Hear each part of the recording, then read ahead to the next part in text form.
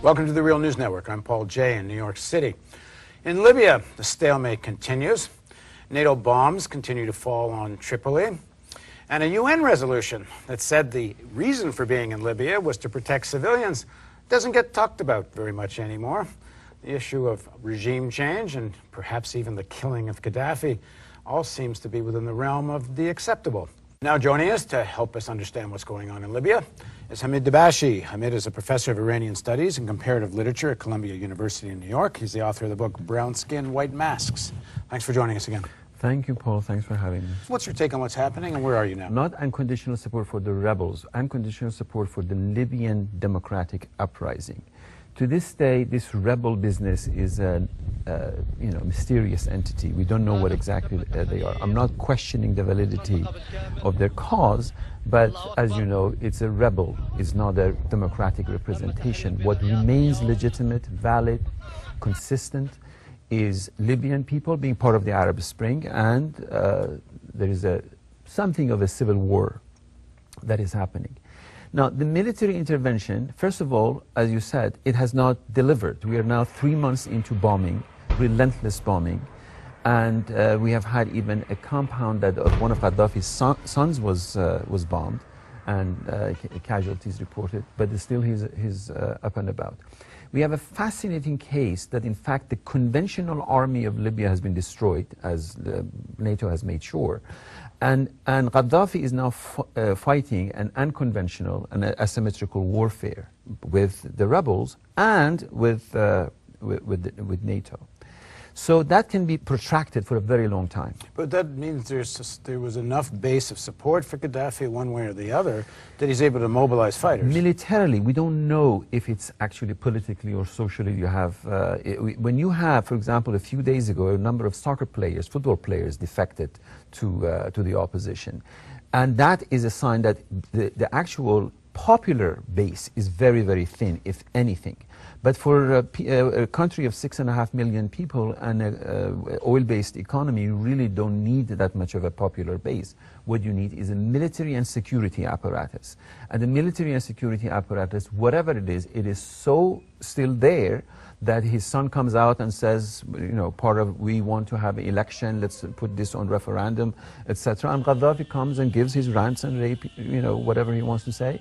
And this can go on, and NATO has not been able to deliver. They talk to the NATO officials and say, well, regime change is not in our agenda, but the fact is that Gaddafi is being targeted. So it's a mess. So let's just start there. The UN resolution was very clear. Defense of civilians, and it was all about an imminent attack on Benghazi. I mean, they've clearly gone way past that. Of course, and even UN itself said that now both NATO and Gaddafi are killing civilians, are being killed by both bombings. There was a major incident that NATO blamed it on miscalculations of some machinery, etc. But the fact is that civilians are being killed. You can't bomb a major city like Tripoli and not be killing people. First of all, the larger picture is that the US has delegated, mostly is behind the scene, NATO is operating. And this is basically a NATO operation, not only about Libya, but the larger Mediterranean basin. Because as you know, these uprisings are from Morocco to Egypt, extend into Syria. And NATO, by extension European Union, by extension Russia, they want to reconfigure the geopolitics of a region. And Gaddafi has given them a test tube, a specific case of how to do it.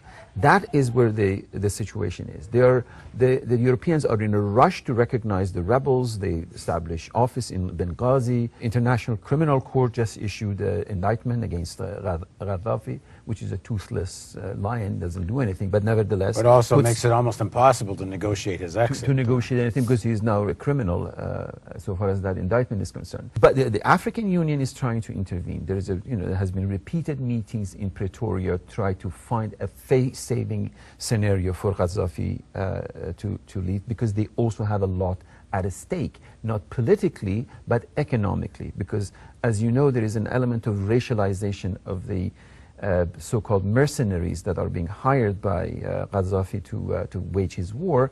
Where do they come from? What are the resources?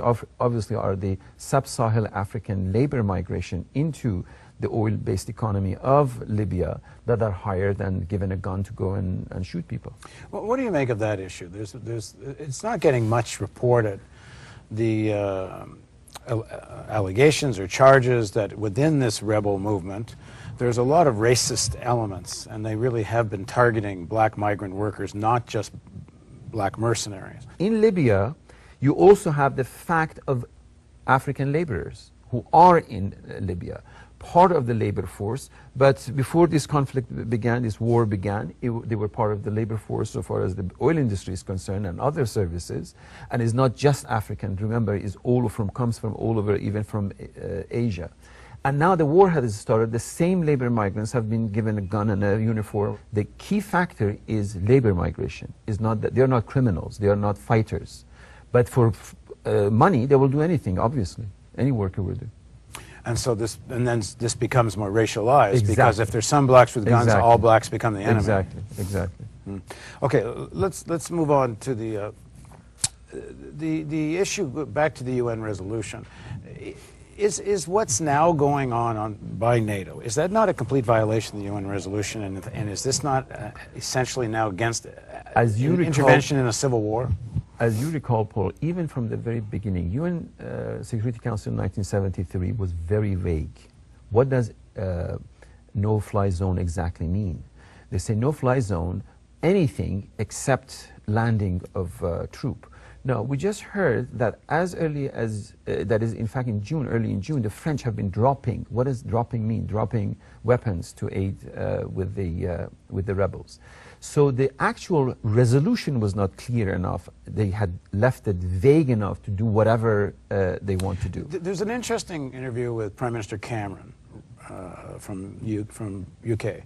Just after the resolution's passed. And he's asked directly, is this resolution lead to regime change? And he's so specific. He says, no, this is about defense of Benghazi. No more, no less. I'm paraphrasing him, but clearly we're so far more than just the defense of Benghazi. And also what contradicts that, both Cameron and Sarkozy and President Obama are on the record before UN Resolution 1973 and after that Kadafi has to go.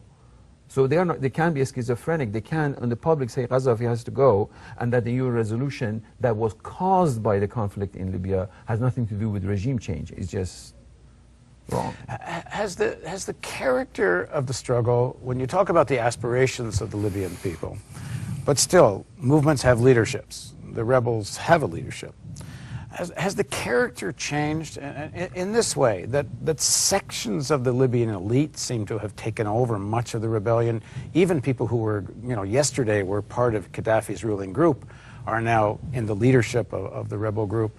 And this now is all this big sea of oil politics. It is. We did a story earlier with Kevin Hall from McClatchy newspapers about a WikiLeaks, which is all about contention between Gazprom from Russia, Eni from Italy versus Total from France, and the U.S. worried about Russian encirclement of Europe's energy supplies by getting into Libya. I mean, this is kind of a hodgepodge of inter-imperialist conflicts now. I'm not sure where the Libyan people's struggle is in this now. I think we should, as we have talked about a number of times, we should keep our eyes on the ball. Libyan people began this without violence, without rebel, without leadership. The same way that it started in Tunisia, the same way that it started in Egypt, and in fact was in response. It began after Tunisia and after Egypt. So in terms of the DNA of this initial uprising, there is no difference between Libya and what will happen in Tunisia and afterwards. But it is after the French involvement. Remember that Sarkozy's involvement began before, in fact, the UN resolution and the no-fly zone, etc. It became increasingly militarized. So every actor involved, from Gaddafi himself and his family, to these so-called rebels, whoever they are, to the French, extended into American, etc., are involved in over-militarization of this project. This has an immediate impact in militarizing the uprisings. That now is the most violent thing that has happened in the region. In fact, the casualties are far exceeding anything that happened in Tunisia, in Egypt, or even in Syria.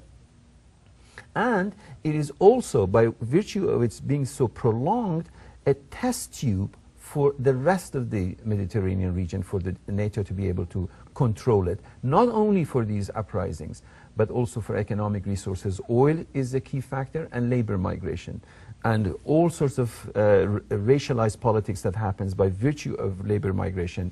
Most immediate example of it is in Italy, as you know.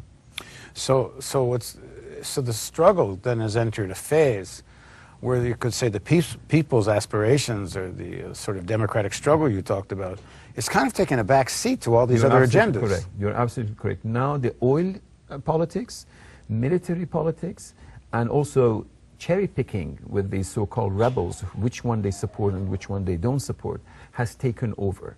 But what remains, in my opinion, what remains subterranean and is still very legitimate is the fact that Libyan uprising is integral to the rest of the region. Thanks for joining us. Absolutely. Thank you for joining us on the Real News Network.